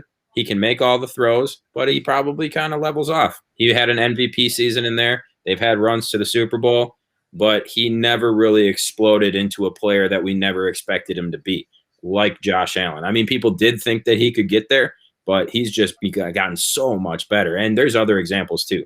But I just don't see where in Trevor Lawrence's game he blows everybody's mind and be like, wow, we never thought he could do that, See, that's my thing about Trevor Lawrence is I'm wondering if he's already good enough where he doesn't need to blow anyone's mind. He only has 2 losses since high school. I don't know how many losses he has in high school, but this guy's a winner. He's got the it factor. He's going to a loser franchise. I think he turns this franchise around. I think Jacksonville, they have a young offense, young receiving staff. I don't know. I'm really into Trevor Lawrence. I think he turns it around. And I think, we're talking about Jacksonville as division champions within 3 years. Jameis Winston checked all those boxes as well. He got the winner argument. He got the this kid doesn't lose argument, everything. And I think Trevor Lawrence is a better pure quarterback than Jameis Winston. coming out of college, especially. But like I'm saying, I think he's going to be good. I think he could win a Super Bowl, maybe even 2. I just don't think he's going to become a different player, and that's my main key. Like I think Trey Lance and Zach Wilson, if it works out for him, they're going to be different players. And then you look at like a guy like Tua. I think he's a guy too that we kind of knew how good Tua was going to be, and I don't know if he's ever going to take that real leap or like really explode through the ceiling. I think he's a good quarterback who's going to remain a good quarterback, and he can obviously get better at things. Now, Trevor Lawrence is better than Tua, and I think he's more ready to start right away than Tua, but I just don't think he's going to become a different player. And maybe you're right, Luke. Maybe he doesn't need to be a different player, and maybe he's that good already, and he just needs to get better at the things he's already good at and like perfect the things he's already good at. But I mean, Aaron Rodgers is another example too. I mean, look where he came from out of Cal. Yeah, he was probably ready day one. He would have never been as good as if he sat, but he became a completely different quarterback. He blew people's minds, and it does things still to this day that nobody ever thought he was going to be able to do probably coming out. So, I mean, there's just some quarterbacks like that who change who they are as a player. They become such a different person on the football field. And I just don't think Trevor Lawrence is going to be one of those players. I think Trevor Lawrence, to me, if I have to compare him to somebody, I think he's Andrew Luck, where Andrew Luck's very good. I don't think Trevor Lawrence is going to make a team a contender. I think if there's a strong system around him and he's got playmakers around him, I think he'll do everything right. I don't think he'll ever lose games. I think he'll win some games. He'll win games for sure. I think he is what he is. I think he'll play very, very well. And could he win a Super Bowl? Yeah. But does he have that it factor? Everyone has said he has it since high school. He's been the top guy since high school. He's been number one locked in since high school, essentially. And I think we just kind of are lazy in our analysis of him just because he already has been locked in. And by the way, he played in arguably the best system in college other than Alabama, except for he didn't have to play in the SEC. So it's a big deal playing against Wake Forest, playing against Vanderbilt, playing against North Carolina before Mac Brown, playing against he's not going to get that luxury. I know he still plays in the AFC South, which isn't amazing. He's lucky he gets to play the Titans, who have nobody to cover. But the Colts, I think, are going to smash him. I think when he has to play teams like the Ravens, I don't think he has a shot. It's a different game. And I think Andrew Luck is a phenomenal comparison. And obviously, those are the top 2 rated prospects in forever, coming out. But again, we're never going to be able to answer this question for sure. But Andrew Luck was day one ready. He made those incredible plays when they were trying to make that playoff push his first couple of years. But if he was still playing to this day, does he transcend his own game? Does he develop, skill sets and abilities that he never had before? No, because he already has them all within him, and he just probably perfected the way that he played quarterback or would have. And I think that that's exactly what Trevor Lawrence is going to do. He's already strong in so many different ways. Like I said, I think that's a good way to put it. Is I don't think he's going to transcend his own game. I don't think he's ever going to all of a sudden have abilities that he never had before. So he's just good. He's damn good. He's a very good quarterback, and I think that's what he's going to be for long term. So I don't know. That's how I feel about Lawrence. Obviously, we'll see. We'll see what happens, and also there's a lot of question marks surrounding, his coach and everything else going on. Just the Jaguars organization in general, the way that Shad Khan operates as an owner. I mean, it's not like it's like guaranteed success down there, no matter how good he is. Yeah, and then I guess before we end the show here, there's a couple guys who, the Packers, we talked about Tevin Jenkins, a couple guys who still might be on the board. Talked about Morrig, Jake. Who is still on the board in the second round that you think are steals with who someone's going to be lucky to get in the first couple picks of the second round here? Yeah, I really do like Morrig. We've talked him up quite a bit on this throughout the last 2 hours or so. He's probably my number one guy. I think there's a few offensive linemen that are still out there. Zach, that's more of your territory, but Edge rusher, there's been so many more picked than I thought, so I think that is an area that is going to be starting to get slim. So I think because of that, there's high level talent available in other places. I really think Morg's got to go in the first couple of picks here in the second round. He's the best safety in the draft. He creates turnovers like no other. I mean, he wasn't challenged a ton in college. I think, like I said, last year, I think he only defended like 20 passes. He ended up creating like 6 turnovers. And he doesn't just do it through interceptions. And I told you, Luke, one of the things I love about him so much is that he form tackles, which is something that just makes me irate when I watch NFL football, is just the shoulder diving and nobody form tackles. Morrig form tackles. He's quick to the backfield. He loves blowing up the bubble screen. The only thing he's not going to provide you is QB pressure. And in today's NFL, you're not really looking to get QB pressure out of your safety anyhow. So I think he's a guy that's got to go early in the second round. He's a high-level talent. Yeah, he's good. Obviously, Tevin Jenkins, I think, is phenomenal. If the Bengals somehow get Tevin Jenkins, then I think they save their draft. I like Jamar Chase, but it doesn't really matter because Joe Burrow is going to be concussed in week 1 anyway, just because. Well, yeah, that's what that was we got earlier. You have to, like, I don't know, you trade up, whatever you got to do. You have to get some talent on the offensive line. Yeah, if the Jaguars don't get him, he could fall a couple more spots there. He's amazing. If you go edge rusher, I think Azeez Ojulari from Georgia, he's probably the best there. He's a steal. If someone has depth and are capable of developing talent, would it be surprising if Melifonwu, that corner, the super athletic corner from Syracuse, would it be surprising if he becomes the best corner in the entire draft? Absolutely not. He has all the physical traits. He essentially is Kevin King when he came out of college, just a physical freak. He just needs to learn how to play corner. And oh, by the way, so does Kevin King. So it's he can be a steal depending on where he goes. If he goes somewhere to be a starting corner immediately, there's definitely going to be growing pains. But yeah, there's definitely good players. Sam Cosmi, guard, tackle, mostly tackle rather, out of Texas. He's really solid.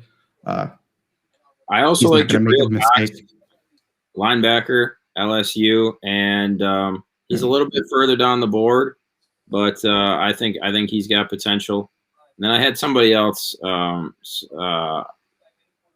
Cameron Samuel. Cheeseman. Oh yeah, Asante Samuel's good. Yep. So Cameron Cheeseman, though, multi-purpose guy. You bring him in, best long snapper in the draft. Tight spiral on that son of a bitch. And by the way, we talked about him for like a half an hour on the Lombardi Suite podcast. Aspiring dentist, that should not go under the radar. That's big. Teeth cleanings every Wednesday from this guy. This steal. If the Packers don't draft him in the 7th round, I'm going to fucking riot because we need something to feel good about. So speaking of Packers, we'll do final thoughts here. Where do the Packers go second round? What's the position? Not necessarily a player, but a position. Fuck, I don't know. Probably edge rusher, just because we don't need it. We should go offensive line. I would assume. Yeah. I would assume we go there. I don't know. I don't love the lineman at the late second round spot. So if we trade up, maybe we get it. We could trade up. We could drive to the corner. Fucking A, man. That's such a bad pick, dude. It's such a bad pick. Oh, my God. I hope we go lineman, and then I hope we go receiver in the 3rd round, get Dwayne Eskridge. If we do that, it saves it a little bit. Holy fuck, God. Yeah. The Packers they always seem to take somebody that I'm just convinced they could have gotten in the 2nd round. Like maybe not as far down as they were in the 2nd round. You don't get this exact guy, but you could probably trade up a little bit to the middle of the 2nd round or just wait and see if it works out. I mean, a bunch of other teams were taking their guys, players are falling to them. It just always seems like the Packers take a guy at the end of the 1st round that they could have had in the 2nd round. And that's how I feel about tonight too. Teams were wanting to trade back constantly in the first round because that mid to late first round spot, it was such a bad spot. The Packers could have traded up and got a guy. I think they got rattled by the Rodgers shit today. Like, I feel like they were a complete clusterfuck. They got, scrapped everything because it sure seemed like Gutekunst said a million times over, we want to trade. We want to trade. We want to trade. We want to either go up or we want to go back because there's a guy we like. And if that's the guy, that sucks, man. Like, there's no chance that we wanted to trade up for him. I don't know.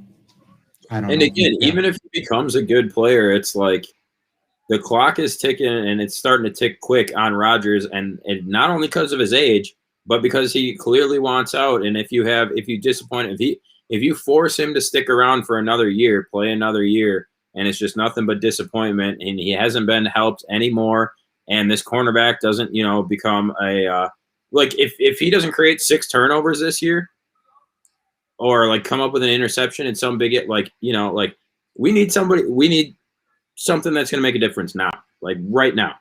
And I just don't feel like that's the pick that's going to do so. Yeah, I totally agree with you guys. Zach, looks like you're looking up something here. You got something brewing. I'm just looking up some stuff on Stokes really quick. So let's just talk about him. Played at Georgia. I do like him. 5'11", has an 81-inch wingspan. That's fine.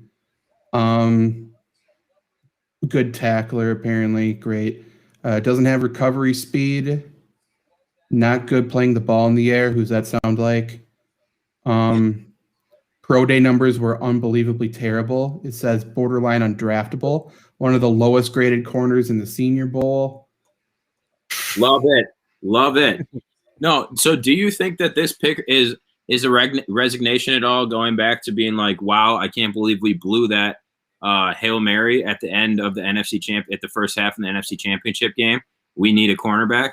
Like, do you think that play is like sticking with them at all? Because I could argue, that sucks that we gave up that touchdown, but how about the fact we went 3-and-out after 2 back-to-back interceptions? So, the defense ended up coming up with 2 different interceptions, and then we didn't trust Rodgers, didn't go for it. I mean, it wasn't that one play. So it's like, if you're telling us we need a cornerback because we gave up a bomb at the end of the first half in the NFC Championship game, I could rebuttal with quite a few things that are, in more dire need.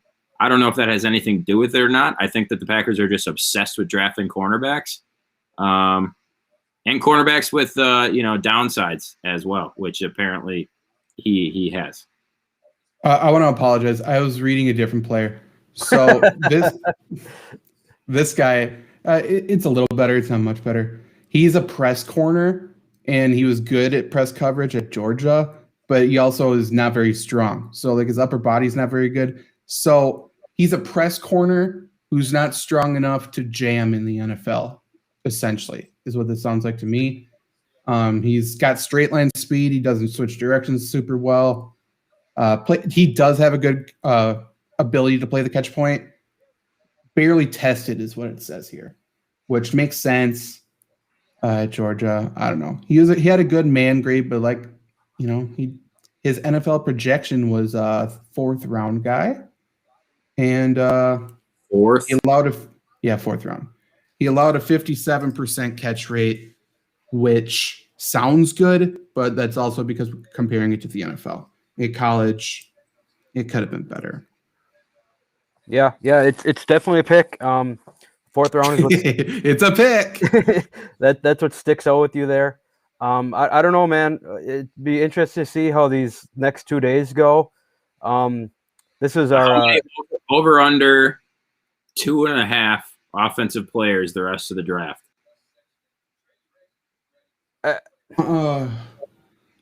We have 9 more picks. Yeah, linemen included. I would say over, just because they have 9 more picks. Yeah, maybe just over. This is the over-under I want to set.